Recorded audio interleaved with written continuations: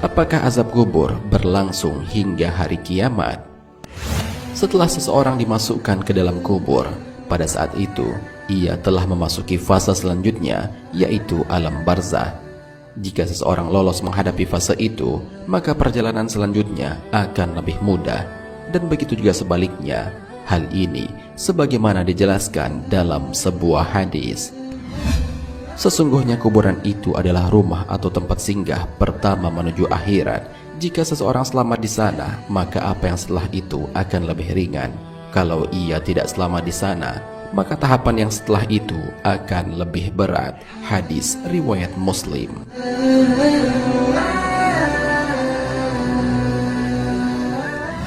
Azab kubur diperuntukkan kepada hambanya yang berbuat dosa ketika hidup di dunia. Namun siksaan itu ada yang berlangsung terus-menerus dan ada pula yang berlangsung hanya sementara saja. Azab kubur yang berlangsung secara terus-menerus dibuktikan oleh firman Allah Subhanahu wa taala dalam Al-Qur'an. Maka Allah memeliharanya dari kejahatan dan tipu daya mereka, dan Fir'aun beserta kaumnya dikepung oleh azab yang amat buruk. Kepada mereka dinampakkan neraka pada pagi dan petang, dan pada hari terjadinya kiamat dikatakan kepada malaikat, masukkanlah Fir'aun dan kaumnya ke dalam azab yang sangat keras. Al-Quran Surat Ghafir ayat 45-46.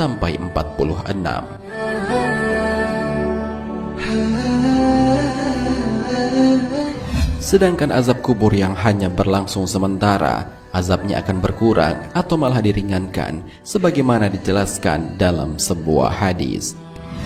Nabi SAW melewati 2 makam, kemudian berkata, sesungguhnya mereka sedang diazab. Tidaklah mereka diazab karena perkara yang besar menurut pandangan mereka.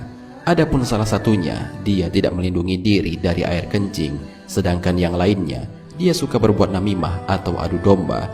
Kemudian beliau mengambil pelepah kurma basah dan membelahnya secara vertikal dan menancapkan setiap belahan ke masing-masing makam. Para sahabat berkata, wahai Rasulullah, mengapa engkau melakukan hal ini? Rasulullah SAW bersabda, semoga mereka diringankan azabnya selama pelepah kurma ini belum mengering. Hadis riwayat muttafaqun alaih.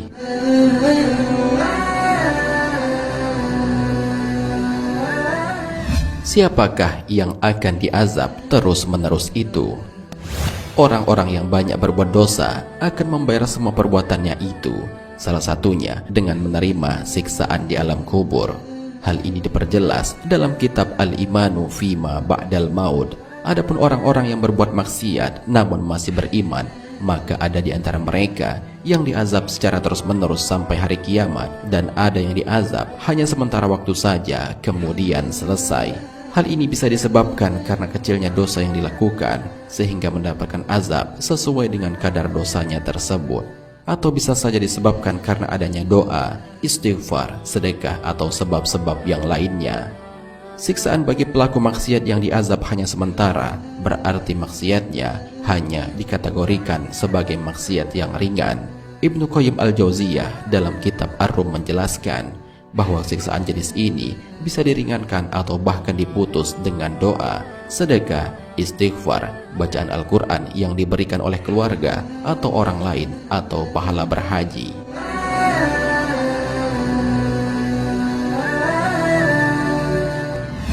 Benarkah doa bisa menjadi sebab diringankannya azab? Amr bin Jarir menjelaskan manfaat doa yang dipanjatkan kepada orang yang telah meninggal.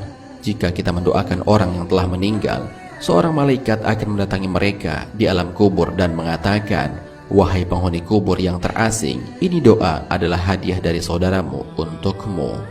Hal ini juga dibenarkan oleh sebuah cerita dari Ahmad bin Yahya kepada Ibnu Abi Ad-Dunya.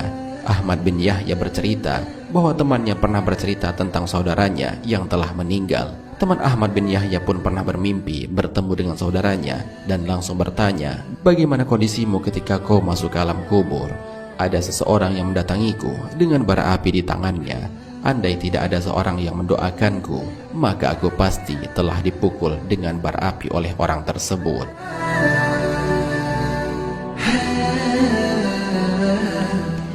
Bisakah azab kubur itu dilihat oleh manusia? Terkadang Allah Subhanahu wa Ta'ala memperlihatkan siksa kubur kepada manusia agar menjadi pelajaran untuk mereka yang masih hidup. Hal ini sesuai dengan penjelasan Ibnu Abi Izzi dalam syarah At-Tahawiyah fi Aqidah As-Salafiyah. Beliau berkata, terkadang Allah memperlihatkan di dunia ini azab kubur berupa hal-hal ajaib dengan kemampuannya, dan hal ini akan lebih memberikan pengaruh yang lebih banyak. Allah mampu menampakkan hal ini pada sebagian hambanya dan tidak menampakkan pada yang lain. Rasulullah SAW sebagai orang yang mengetahui tentang azab kubur memberi peringatan kepada umatnya bahwa azab kubur adalah suatu yang mengerikan, sebagaimana dijelaskan dalam sebuah hadis.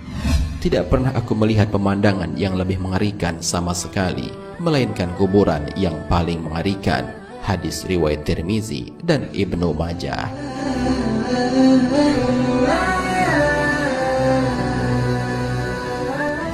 Pemirsa Tadabbur Ilmi, demikianlah penjelasan mengenai azab kubur. Apakah akan berlangsung secara terus-menerus ataukah hanya sementara? Ternyata azab kubur itu ada yang berlangsung secara terus-menerus hingga hari kiamat, dan ada pula yang hanya sementara. Azab kubur yang berlangsung terus-menerus ini diperuntukkan bagi orang-orang kafir dan orang muslim yang berdosa besar, sedangkan azab kubur yang hanya sementara diperuntukkan bagi mereka yang sedikit dosanya selalu berkurang dan habis berkat doa-doa orang yang masih hidup di dunia. Oleh karena itu, mendoakan sesama muslim atau saudara yang sudah meninggal adalah sangat dianjurkan, terutama bagi seorang anak yang telah ditinggal orang tuanya. Hal ini sebagaimana dijelaskan dalam sebuah hadis. Apabila seseorang telah meninggal dunia, seluruh amalnya akan terputus kecuali 3 hal, yaitu sedekah jariyah, ilmu yang bermanfaat, dan anak soleh yang mendoakannya. Hadis riwayat Muslim.